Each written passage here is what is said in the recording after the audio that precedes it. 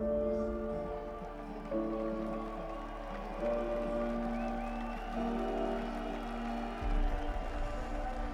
was definitely not the day we hoped for, and yeah, I think even then in the race you should try and change your mind. And yesterday we fought on the front. Today we have to fight in the back. I was scared of everything that did not happen to me. Chute du maillot jaune, Wout van Aert, the crash of Wout van Aert. For me, from then on, was a fight with myself the whole day. Welcome to hell, the cobbles have arrived. Then it was just going with the flow. This is Jonas Vingegaard. Bike change for Jonas Vingegaard. I think we, especially with Jonas, we keep everything good for GC, not too much damage. An attack then of the white jersey on the wheel of Jasper Stuyven. It was all in all just to survive, not to lose any time, and yeah, in the end I even gained a little bit. You're hoping for a quiet day to recover. You can just hope, but it's the Tour de France, and yeah, it will be a fight.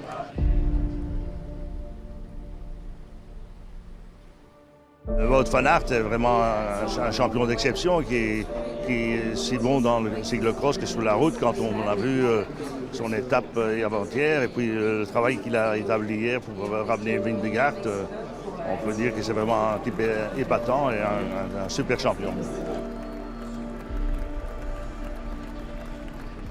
Top, départ réel donné, accélération immédiate d'un coureur de Total Energy.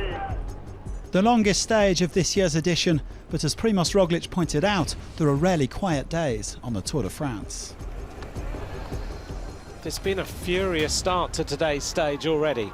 Another attack at the front. Intermarché, Wanty Gobert again getting involved in the mix. Wout van Aert doing this because he knows that tomorrow is Super Planche de Belfi and he's going to lose a massive amount of time, he thinks. 180 kilometers to go and the peloton is all back together. And very interesting to see Vingegaard and POGAČAR on the wheel of the yellow jersey.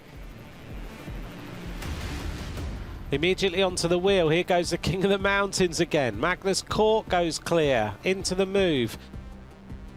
For almost 2 hours, the pace was relentless, with lots of teams trying to make the break. 7 seconds. It looks like it's going to come back and reset yet again. Another attack of Jumbo-Visma.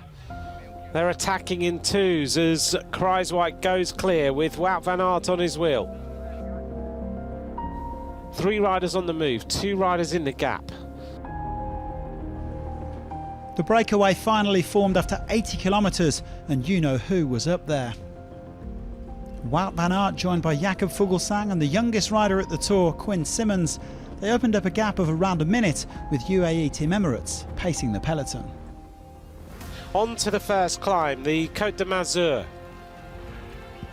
There's the vital statistics, 2 kilometres, 7.6%, and a problem for Wout van Aert. Having got in the breakaway, he's lost the chain, and they tried to give him a shove. Wout van Aert desperately trying to get on the bike, a Shimano neutral service trying to help him out. 35, 2.35, le retard du peloton au sommet. 2 minutes 35, 2 minutes 35, 2.35 is the gap at the top of the climb, 2.35.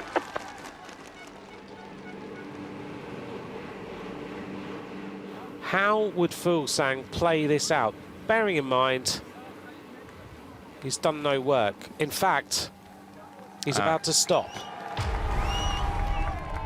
It all proved too much for Fuglsang as Van Aert and Simmons pushed on together, their advantage slowly dwindling to around a minute before the Belgian decided to make it a one-man show.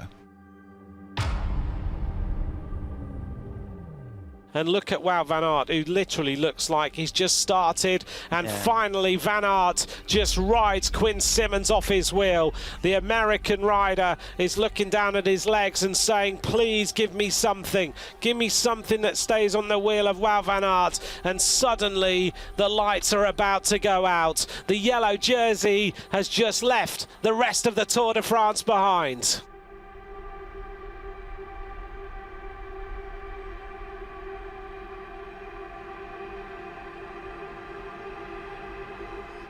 What a day for the yellow jersey. He's ridden at 49.7 kilometres an hour, ripping this race apart all day, and now he's caught and maybe he'll lose yellow.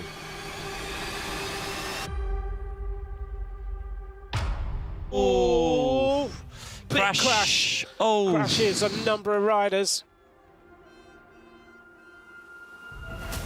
After a bit of chaos on the run-in, Alexis Villamoux tried his luck, but the Frenchman was caught just before the Flamme Rouge, and it was over to the big guns to contest the stage victory. Primoz Roglic strikes. Roglic, having crashed yesterday, is showing, well, if you thought I was down and out, I'm back. Roglic strikes. Pogačar jumps to the right-hand side. Pogačar striking. It is a furious attack. Tornado Tadej rips away from the peloton. It is going to be the first win this year in the Tour de France. Pogačar celebrates. Win for Tadej Pogačar. Behind him, GAUDU, Matthews, Pidcock.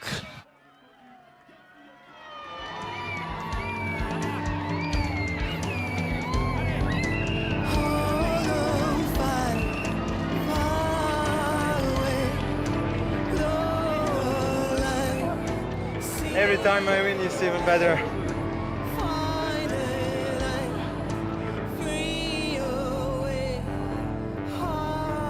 It was super hard to the final climb and hectic and everything, and I guess I had good legs to push in the end. I'm super happy to take the win. Anything else is just a bonus, and we think about these next days.